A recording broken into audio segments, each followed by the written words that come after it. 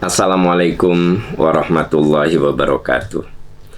Bismillahirrahmanirrahim. Alhamdulillahirabbil alamin. Wassalatu wassalamu ala asyrafil anbiya'i wal mursalin wa ala alihi wa sahbihi ajmain. Asyhadu an la ilaha illallah wa asyhadu anna Muhammadan abduhu wa rasuluh. Alhamdulillah sahabat percikan iman, dengan izin Allah Subhanahu wa taala, pagi ini kita semua masih diberi umur untuk menjalani kehidupan. Semoga sisa umur yang Allah titipkan bisa kita isi dengan amalan-amalan untuk berbekal diri saat kita berpulang kepadanya. Kita akan membahas sejumlah masalah, sejumlah pertanyaan, sejumlah kasus yang sudah sahabat-sahabat kirim lewat Instagram, dan akan kita bahas satu persatu. Kita mulai dengan kasus yang pertama. Assalamualaikum Ustadz. Waalaikumsalam warahmatullahi wabarakatuh. Izin bertanya, di kampung-kampung ketika musim buah-buahan ada kebiasaan menjual buah-buah itu secara borong. Jadi ada pemborong yang beli, dari metik si penjual terima bersih. Tapi masalahnya buah yang dijual tuh kadang-kadang masih kecil banget, bahkan masih berupa putiknya. Bagaimana hukumnya Ustadz menjual seperti itu? Ya, prinsip dalam jual beli itu menurut hadis yang diriwayatkan oleh Imam Muslim, naha Rasulullah sallallahu alaihi wasallam an bai'il hasati wa an bai'il gharar. Rasulullah melarang jual beli yang sifatnya menduga-duga dan ada unsur yang disembunyikan. Ya. Jadi tidak boleh kita jual beli yang sifatnya menduga. Contoh yang Anda tadi sebut. Saya misalnya punya pohon mangga. Baru bunganya itu keluar. Lalu Anda bilang, Pak Am, sama Anda ditaksir. Udahlah, pokoknya nanti saya beli 500.000 ya. Semua buah sepohon itu. Padahal buahnya belum ada. Masih baru bunganya. Ya, masih baru anaknya. Maka itu yang disebut dengan anbai'il hasad. Dilarang. Atau ada ketidakjelasan. Karena kalau pohon mangga itu baru bunganya, ya, kita kan nggak tahu apakah nanti benar-benar berbuah atau bagaimana. Walaupun orang yang naksir itu, yang menduga itu biasanya orang yang ahli, tentu saja udah terbiasa. Tapi tetap, naha Rasulullah sallallahu alaihi wasallam an bai'il hasati wa an bai'il gharar. Hadis riwayat Imam Muslim. Nabi melarang kamu melakukan jual beli seperti lemparan kerikil. Nah, jadi dilempar, ya zaman dulu tuh namanya diduga kan gitu. Nah, ada yang nanya juga ke saya, terus kalau kita beli online gimana? Nah, kalau online itu kan speknya jelas. Jadi kalau saya beli barang secara online, itu tidak disebut bai'il hasad. Itu tidak disebut gharar. Karena jelas, ada fotonya, ada speknya. Ukurannya segini, ini. Berarti kan tidak hasad. Jelas, hanya memang masih dalam bentuk gambar gitu. Tapi kalau membeli buah yang baru berbunga, nah itu kan ada ketidakjelasan dia itu akan matang atau tidak. Nah, kalau sudah matang, tinggal manen, itu boleh. Ya.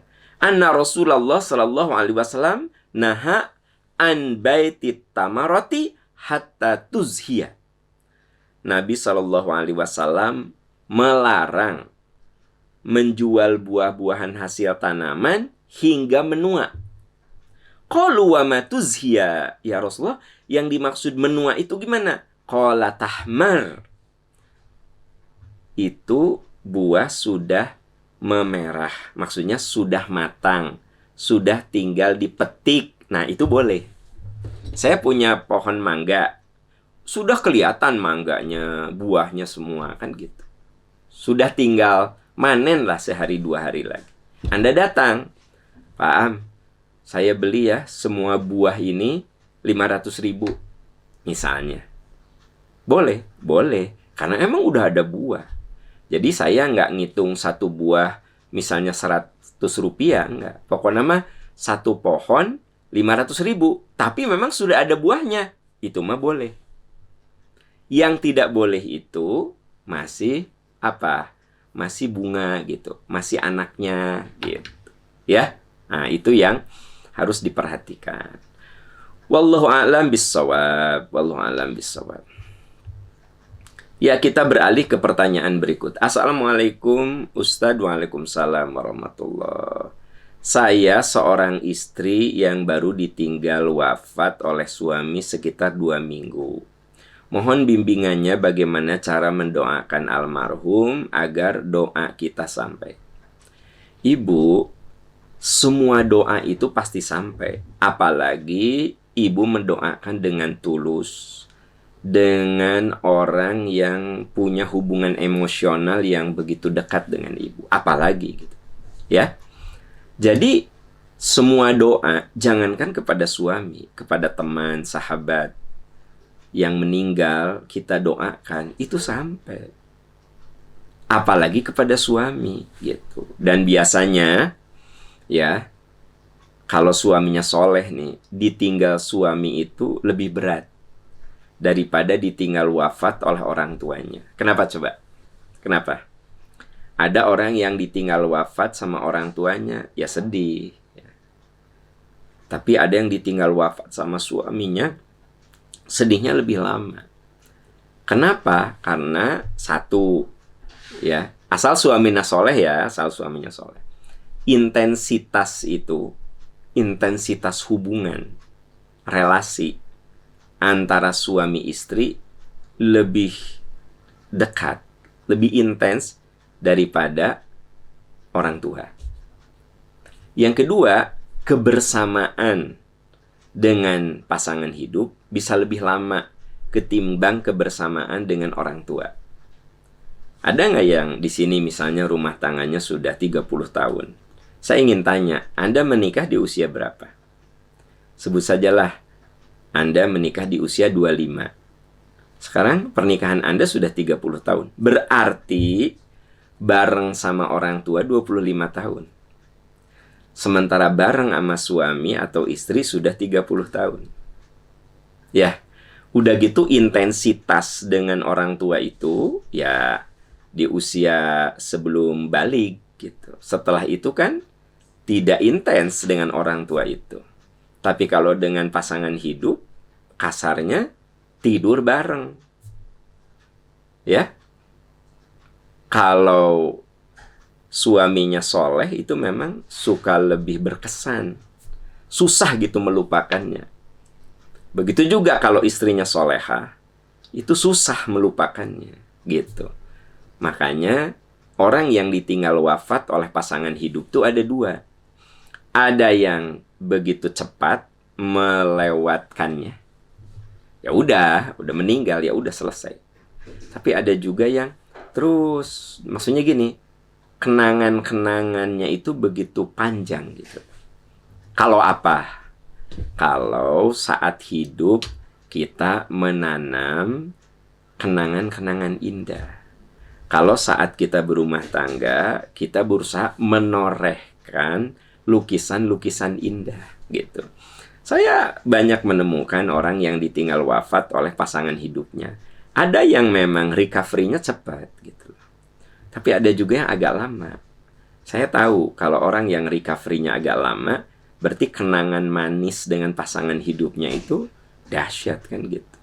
Nah, jadi kita, Bapak Ibu, sahabat-sahabat tercinta, nah, harus menorehkan sebuah lukisan indah terhadap pasangan hidup kita. Makanya berjuang untuk selalu menjadi suami yang amanah atau menjadi istri yang amanah. Supaya apa coba? Supaya jadi kenangan indah kalau kita sudah tidak ada. Gitu. Nah, Anda punya kenangan yang begitu dalam dengan suami Anda almarhum. Ya udah, doakan. Gimana Ustadz caranya? Ya doakan saja. Tiap ba'da sholat, ya Allah, ampuni kesalahan suamiku, luaskan di alam kuburnya, terima segala kesolehannya, muliakan di sisimu ya Allah, gitu. Atau Anda bisa ambil potongan doa sholat mayit, Allahumma gfir lahu warhamhu wa'afihi wa'fu anhu wa akrim nuzulahu wa wasi madkhalahu. Itu kan doa yang sangat mendalam. Ya Allah, ampuni, maafkan, tempatkan di tempat yang sangat mulia. Nah, itu diantara bentuk doa terhadap suami yang sudah wafat. Terserah mau pakai bahasa Indonesia, mau pakai bahasa Arab. Kalau pakai bahasa Arab, ya doanya yang Allahumma gfir lahu. Tapi kalau pakai bahasa Indonesia, bahasa Sunda, bahasa daerah, ya silahkan saja. Dengan bahasa yang Anda fahami. Ya, begitu. Wallahu a'lam bishawab. Ya, kita beralih ke pertanyaan berikut. Assalamualaikum Ustadz. Waalaikumsalam warahmatullahi wabarakatuh.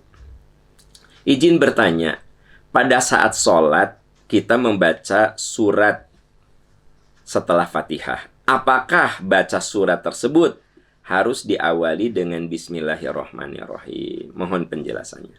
Ya, begini ya. Bismillah di Fatihah dan di surat lain beda status. Coba Anda perhatikan, ambil Quran. Coba Anda buka. Kalau Bismillah di Al-Fatihah itu ditulis ayat nomor 1. Coba perhatikan. Ambil Qurannya. Bismillahirrahmanirrahim ayat 1. Alhamdulillahirabbil alamin ayat 2. Benar nggak? Tapi coba ya, Anda lihat surat berikutnya, Al-Baqarah sampai dengan An-Nas. Bismillahnya pakai nomor enggak? Bismillahirrahmanirrahim, Alif Lam Mim. Bismillahnya pakai nomor enggak? Coba cek Qurannya. Enggak kan? Nah, ini sebenarnya ada penjelasan ilmiahnya. Ada penjelasan hukumnya. Kalau bismillah di Fatihah, dia bagian dari Fatihah. Jadi kudu dibaca. Tapi Pak Am, saya bermakmum di Masjidil Haram, Masjid Nabawi, imamnya nggak baca bismillah. Bukan nggak baca bismillah. Bismillahnya tidak dikeraskan, tapi baca. Ya, karena bismillah itu bagian dari Fatihah. Jadi harus selalu dibaca. Terserah saat Anda jadi imam, apakah mau mengeraskan bacaan? Bismillahirrahmanirrahim. Alhamdulillahirabbil alamin. Berarti Anda mengeraskannya. Atau Anda bisa saja jadi imam. Bismillahnya sir. Bismillahirrahmanirrahim. Alhamdulillah. Nah, itu yang Anda dengar di Masjidil Haram, Masjid Nabawi. Imamnya baca bismillah, tapi tidak dikeraskan. Karena semua sepakat sab'ul mathani, 7 ayat yang diulang-ulang maksudnya Al-Fatihah. Dan 7 ayat itu include nomor 1-nya adalah Bismillahirrahmanirrahim.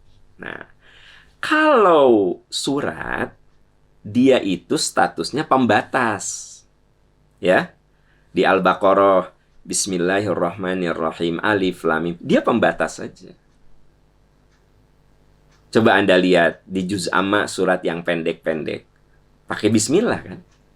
Semua surat pakai bismillah kecuali surat At-Taubah atau surat Baro'ah. Itu saja. Yang lainnya pakai bismillah, tapi tidak pakai nomor. Ini isyarat baca bismillah ketika Anda baca surat itu sifatnya pilihan. Mau baca bismillah boleh, enggak juga enggak apa-apa. Kalau Fatihah harus. terus dibaca. Waladhdallin amin. Qul huwallahu ahad Allahus samad. Anda nggak baca bismillah, nggak apa-apa. Waladhdallin amin. Inna a'tainakal kautsar fasholli. Nggak apa-apa. Karena dia cuma sekedar pembatas. Tapi kalau mau baca bismillah ya sesuatu yang tidak dilarang.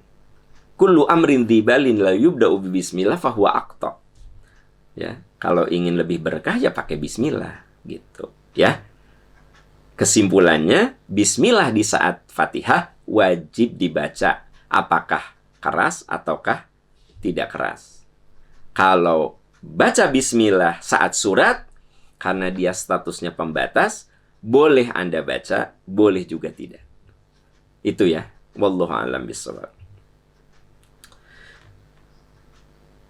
Iya, kita beralih ke pertanyaan berikutnya. Assalamualaikum Ustadz. Waalaikumsalam warahmatullahi wabarakatuh. Apakah boleh wanita haid masuk ke dalam masjid? Dan jika melihat Quran tergeletak di bawah, di lantai, saya rapihkan. Saya lagi haid. Boleh enggak? Aisyah radhiyallahu anha, ini jawabannya. Aisyah radhiyallahu anha qalat, berkata, qala li Rasulullah sallallahu alaihi wasallam, nawilnil jumrata minal masjid. Kata Nabi, tolong ambilkan untukku jumroh. Jumroh itu kayak sajadah, tapi bagian kepalanya saja, bagian mukanya, ya, di masjid. Fakultu, aku jawab, kata Aisyah, inni haid, aku haid ya Rasulullah. Faqala Rasulullah sallallahu alaihi wasallam, inna haidataki laisat fi yadik. Kan haid mah bukan di tangan atau gitu. Coba ini isyarat apa? Aisyah lagi haid masuk masjid, membawakan benda yang semacam sajadah kecil untuk wajah gitu. Dan justru waktu itu Aisyah bilang, aku lagi haid. Kata Nabi, inna haidotaki laisat fi yadik. Kan haidmu itu bukan di tanganmu. Nah, ini isyarat sebenarnya wanita haid itu boleh ke masjid. Boleh duduk di masjid. Boleh dengerin tausiah di masjid. Ya. Dan saya yakin zaman sekarang mah sudah ada alat modern untuk supaya darah haid itu tidak bercecer. Ya. Ya nggak sih? Nah, jadi kesimpulannya wanita haid itu boleh masuk ke masjid. Boleh dengerin tausiah di masjid. Nah, ada dalil yang melarang. Tapi hadisnya dhaif. Ya. An Aisyah radhiyallahu anha qalat. Aisyah berkata, qala Rasulullah sallallahu alaihi wasallam, inni la uhillul masjida li haidin wala junubin. Nabi sallallahu alaihi wasallam berkata, kata Aisyah, aku tidak halalkan masjid bagi yang haid dan yang junub. Diriwayatkan oleh Abu Daud, disahihkan oleh Ibnu Huzaimah. Ya, para ulama berselisih mengenai kesahihannya.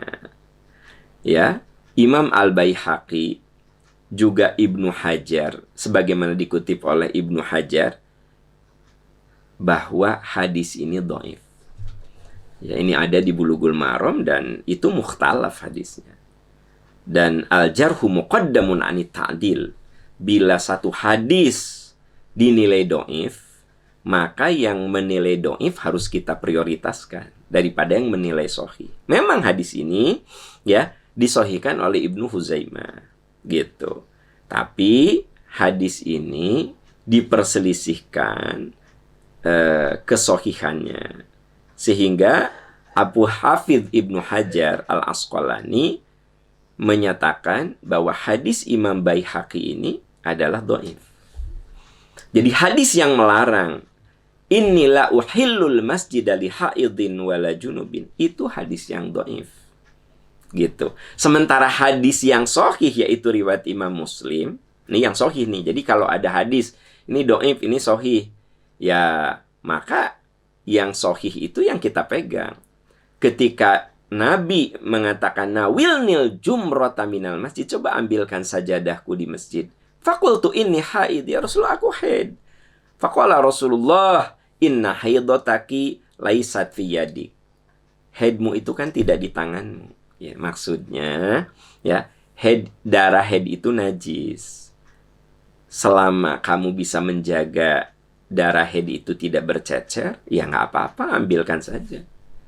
Ya, suatu yang aku suruh tadi. Nah, jadi kesimpulannya, wanita haid itu boleh berada di dalam masjid, mendengarkan tausiah. Selama yakin bisa menjaga kebersihan masjid, haidnya terjaga. Dan saya yakinlah zaman sekarang terjaga. Adapun dalil yang mengatakan wanita haid itu tidak boleh masuk masjid, ternyata menurut Ibnu Hajar Al-Asqalani bahwa hadis ini dhaif, ya. Dan kalau hadis ini dhaif, ya berarti kita ambil yang sahih. Wallahu a'lam bishawab. Ya. Ya, itu jawabannya. Yang berikutnya adalah pertanyaan. Assalamualaikum Ustadz. Waalaikumsalam warahmatullah. Saya punya sahabat wanita. Dulu pernah menikah dengan pria non-muslim di gereja. Sebelum menikah dia dibaptis. Teman saya bilang, hati saya nggak pindah agama dan tetap muslim walaupun saya dibaptis. Saya terpaksa menghadirinya ke gereja karena dia sahabat dan tidak punya orang tua lagi. Tapi beberapa hari setelah menikah dia kabur dari suaminya dengan alasan tidak cocok dan tidak sesuai hati nurani dan menganggap pernikahannya batal. Setahun kemudian dia menikah dengan pria muslim dan 2 tahun setelahnya cerai. Lalu teman saya menikah lagi dengan pria non-muslim. Dengan pernikahan ketiga ini ada anak. Teman saya tuh kalau wanita menikah dengan non-muslim tidak boleh. Tapi dia mengatakan, gimana atuh? Kan udah ada anak. Saya sebagai teman, dosakah sempat menghadiri pernikahan di gereja? Dan dosakah saya menjaga jarak dengan teman saya itu? Ya, jawaban saya adalah pertama, Anda keliru waktu menghadiri pernikahan di gereja. Anda sudah mencampur adukan keyakinan. Jadi begini, kalau ada non-muslim, kalau udah dibaptisma dia udah kafir atau ya, gitu. Jadi walaupun hati saya mah enggak, ya dia udah dibaptis kafir lah, gitu. Jadi maksudnya udah murtad. Itu namanya murtad amali. Jadi teman Anda itu udah murtad. Nah, terus Anda datang ke gereja dalam acara pembaptisan, ya berarti kan Anda bersekongkol dalam dosa dan maksiat. Anda kudu tobat sama Allah. Gitu. Boleh kita datang ke pernikahan non-muslim, tapi tidak dalam prosesi ritual. Misalnya, saya punya tetangga non-muslim. Prosesinya sudah selesai di gereja. Lalu ada pesta pernikahan. Saya datang. Kalau saya ragu dengan makanannya, saya cukup datang saja. Ya, boleh. Boleh. Masalahnya Anda mah ke gereja. Ya, Anda salah lah. Gitu. Itu. Yang kedua, apakah Anda salah meninggalkan teman Anda itu? Enggak salah. Emang orang yang kayak begitu mah harus ditinggalkan. Itu orang mempermainkan agama gitu. Dibaptis, asup Kristen, ya, keluar lagi. Nikah dengan orang Islam, ya, cerai, nikah lagi dengan orang Kristen. Kan itu orang mempermainkan agama. Wa idza sami'ul laghwa a'radu anhu wa qalu lana a'maluna wa lakum a'malukum. Ayatnya jelas. A'radu anhu, berpaling saja darinya. Jadi Anda kalau punya teman yang suka mempermainkan agama, a'radu anhu, berpaling, tinggalkan. Ya. Kenapa? Satu, Anda itu membenarkan kelakuan dia mempermainkan agama gitu. Ya jelas-jelas dia orang Islam dibaptis, ada gue mah yakin Islam dibaptis, kan orang nggak benar kayak itu. Dia nggak punya keyakinan yang benar. Jadi Anda taubat karena Anda pernah datang ke gereja dan mengaminkan pernikahan teman Anda yang murtad itu, ya. Langkah kedua, itu benar. Anda tinggalkan teman itu karena dia sudah mempermainkan agama. Lana a'maluna walakum a'malukum. Untukmu amalmu, untukku amalku. La nabtaghil jahilin. Saya tidak akan bersama orang-orang yang bodoh.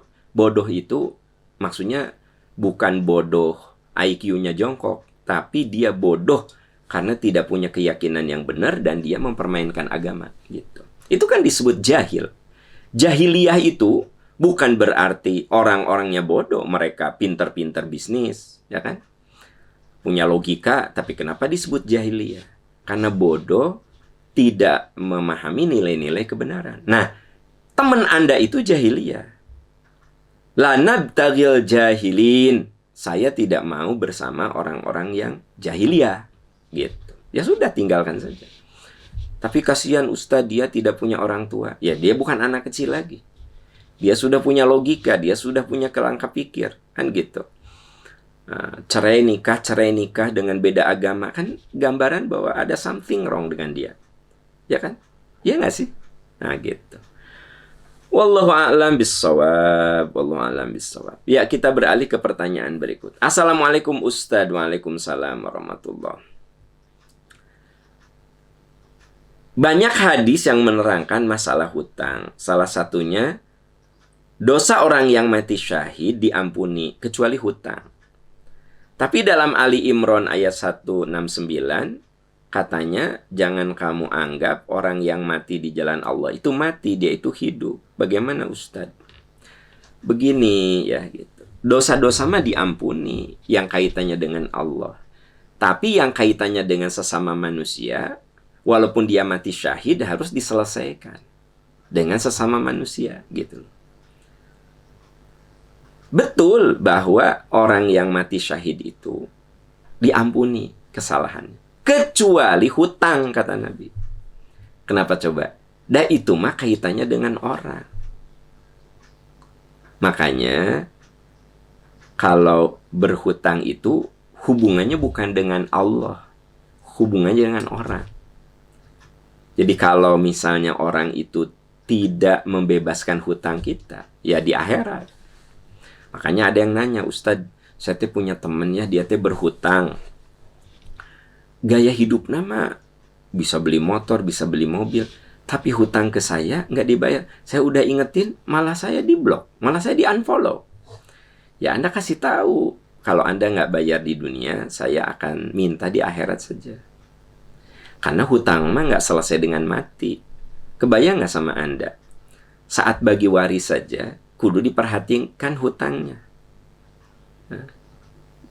Jadi kalau orang mati nih, orang mati, bagi waris.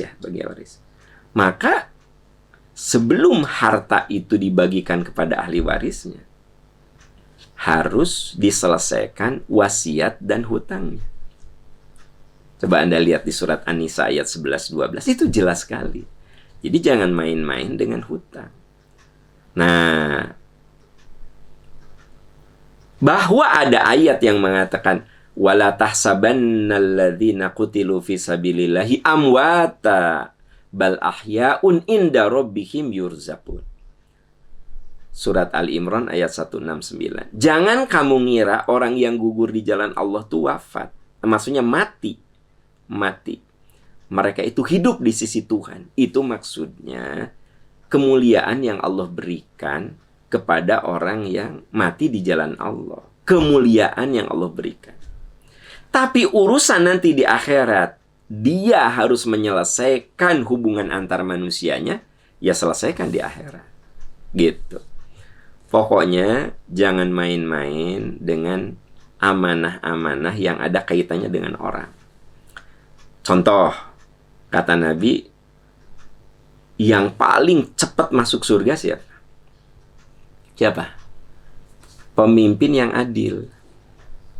Coba bayangkan, kalau Anda jadi pemimpin, amanah, cepat masuk surga. Kenapa coba? Karena Anda menunaikan ya hak-hak orang lain. Tapi kalau Anda tidak amanah, masuk surga tertahan. Saya pernah ngomong di sini, kalau Anda punya amanah, jangan dianggap sepele. Anggaplah saya jadi ketua RT, jangan dianggap sepele. Cuma ketua RT. Kalau Anda nggak bisa jaga amanah, jangan jadi ketua RT. Anda pikir itu di akhirat tidak akan dimintai pertanggungjawab? Dimintai itu. Ya, Anda jadi ketua angkatan. Cuma ketua angkatan umroh kok. Cuma ketua angkatan haji. Jangan salah. Amanah itu. Amanah kepada siapa? Kepada anggota yang Anda pimpin. Ya. Berarti, saya lagi cerita substansinya adalah, kalau bicara hubungan antar manusia, itu kudu kita selesaikan. Kudu kita selesaikan. Orang yang mati syahid, diampuni dosanya. Dosa yang kaitannya dengan Allah.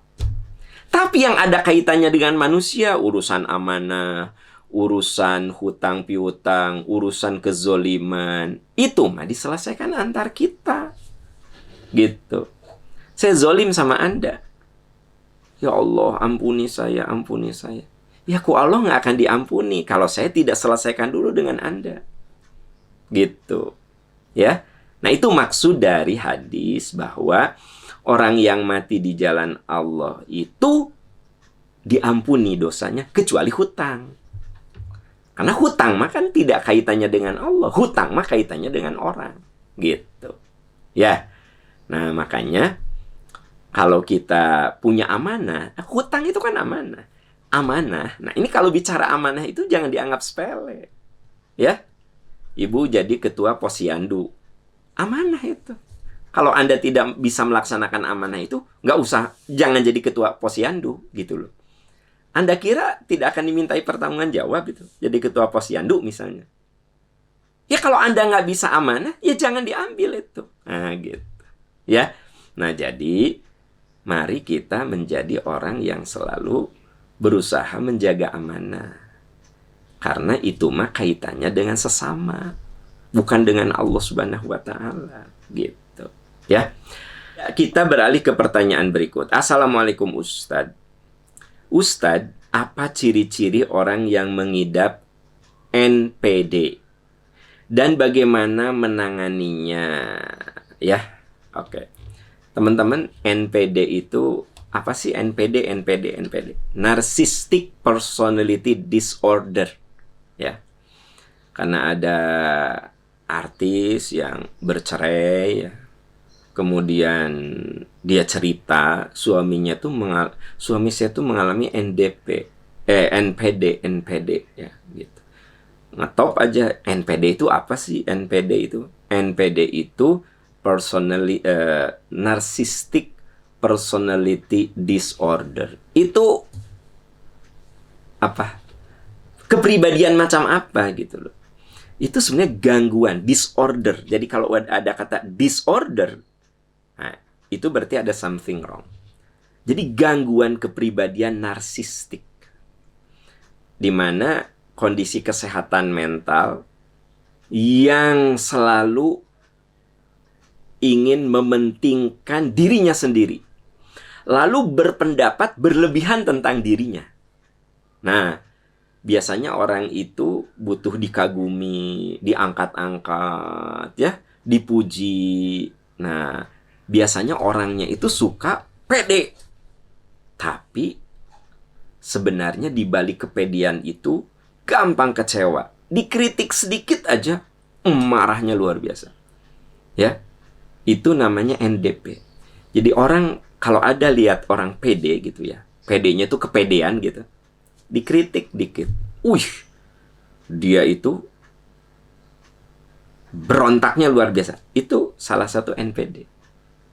Narcissistic Personality Disorder.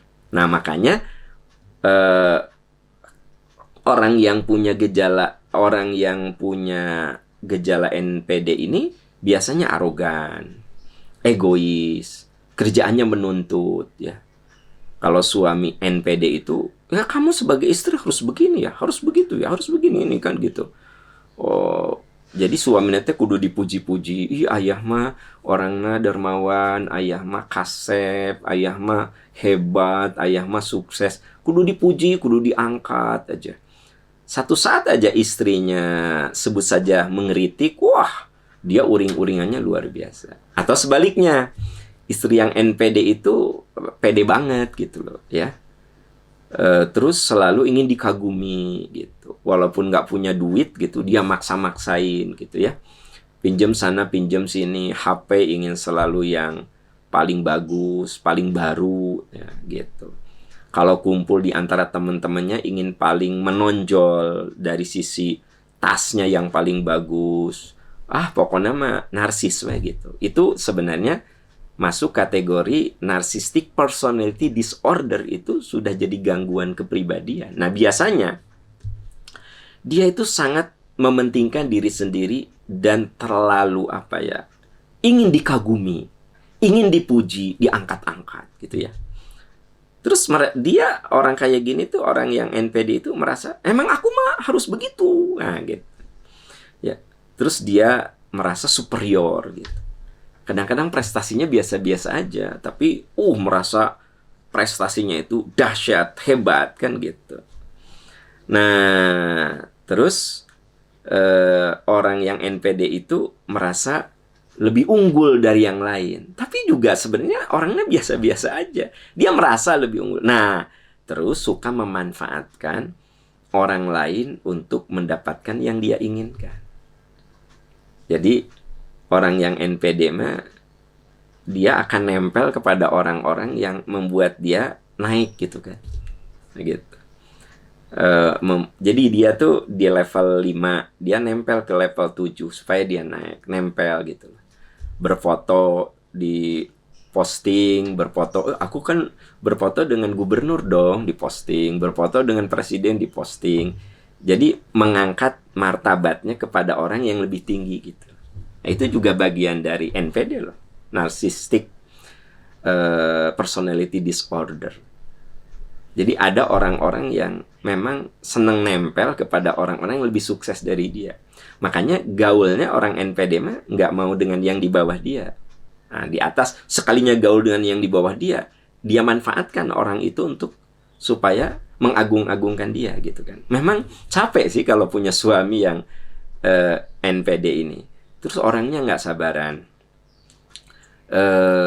Dia gampang marah kalau tidak mendapatkan perlakuan spesial. Kalau Anda punya suami atau istri yang NPD, memang orangnya nggak sabaran dan selalu ingin diistimewakan, ya. Terus omongannya teh seringkali superior gitu. Ah, orang-orang di kantor mah nggak becus kerja tuh. Kalau nggak ada ayah, wah, hancur tuh kantor. Ah, gitu. Jadi biasanya orang NPD mah dia merasa superior. Orang lain mah nggak ada apa-apanya, gitu. Ah, kalau nggak sama saya mah kegiatan teh nggak jalan, nggak pada bisa gawe, nggak bisa pada gawe, ya. Aku nih, itu NPD. Ya. Nah, tapi orang kayak gitu teh gampang stres biasa, gampang stres, ya. Sebab diam-diam dia itu kalau tidak diangkat dia insecure, ya kan gitu. Nah, saudara-saudara sekalian, pertanyaan Anda adalah, gimana menangani orang ini? Orang ini harus diobati. Jadi kalau ada kata disorder, itu artinya harus diobati. Ya, dari mulai pengobatan yang sederhana, ya. Ngobrol dengan psikolog. Saya anggap itu sederhana karena bersifat naratif kan. Gitu. Dinasehati, itu yang sederhana.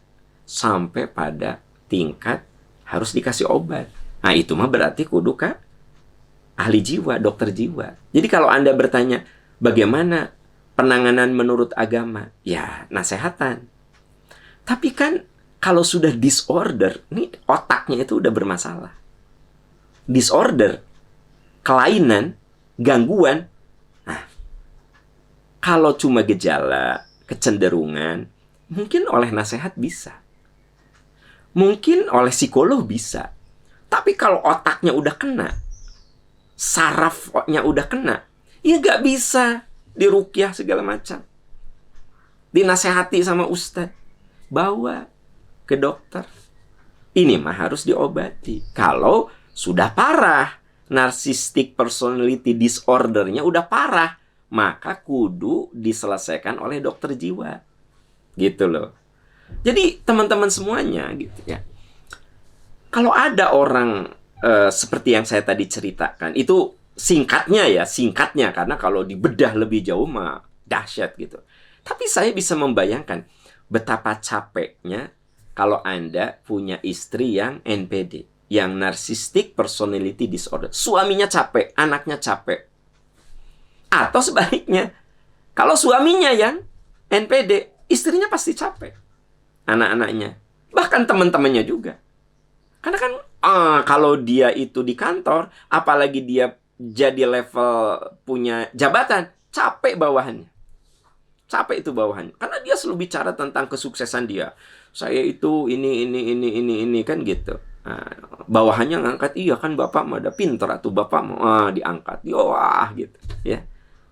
Pede. Tapi sebenarnya orang kayak gitu tuh lemah mentalnya. Karena begitu disinggung aja, ya pasti dia itu keluar aslinya, gitu. Nah itu NPD. Jadi memang orang yang narcissistic personality disorder atau NPD ini ada yang di level bisa dinasehati, ada yang level bisa ditangani oleh psikolog, dan ada yang level harus diobati oleh psikiater, harus diberi obat yang bersifat fisik karena otaknya sudah ada masalah gitu ya. Apakah harus dijauhi? Ya kalau misalnya memang Anda merasa terganggu, Anda tidak bisa apa-apa, ya jauhi. Kalau itu bikin masalah Anda. Itu yang saya tadi bacakan ayatnya. Wa idza sami'ul lagwa a'radu anhu. Kalau kamu menemukan orang yang toksik, yang membuat mental kamu down, mental kamu jatuh, ya selalu orang NPD itu menistakan kita, ya. Kamu mah nggak becus, yang gitu aja nggak, gitu kan, gitu. Nah, a'radu'an, tinggalkan, gitu. Jadi kalau keluarga tentu perlu mengobati orang kayak gitu. Kalau kita yang bukan siapa-siapa, ya jangan terlalu dekat sama. Karena orang NPD itu akan memanfaatkan Anda. Itu orang NPD. Jadi dia itu tipe orang yang suka memanfaatkan demi dia. Ya. Kan harusnya hidup mah gini, demi kepentingan bersama. Ya saya minta tolong sama teman-teman semua. Tapi saya katakan, ini sukses karena kita semua. Karena walau bagaimanapun kita butuh orang kan. Tapi ada orang yang suka memanfaatkan. Nah itu yang NPD itu suka memanfaatkan. Makanya jangan terlalu dekat sama orang NPD. Ya. Oke saudara-saudaraku tercinta, itu pertanyaan yang bisa saya bahas. Ya, semoga Allah menolong kita dan menguatkan kita. Terima kasih atas kebersamaannya. Insya Allah besok kita bertemu lagi di Percikan Iman Pagi. Subhanaka Allahumma wa bihamdika, asyhadu an la ilaha illa anta astaghfiruka wa atubu ilaik. Walhamdulillahi rabbil alamin. Wassalamualaikum warahmatullahi wabarakatuh.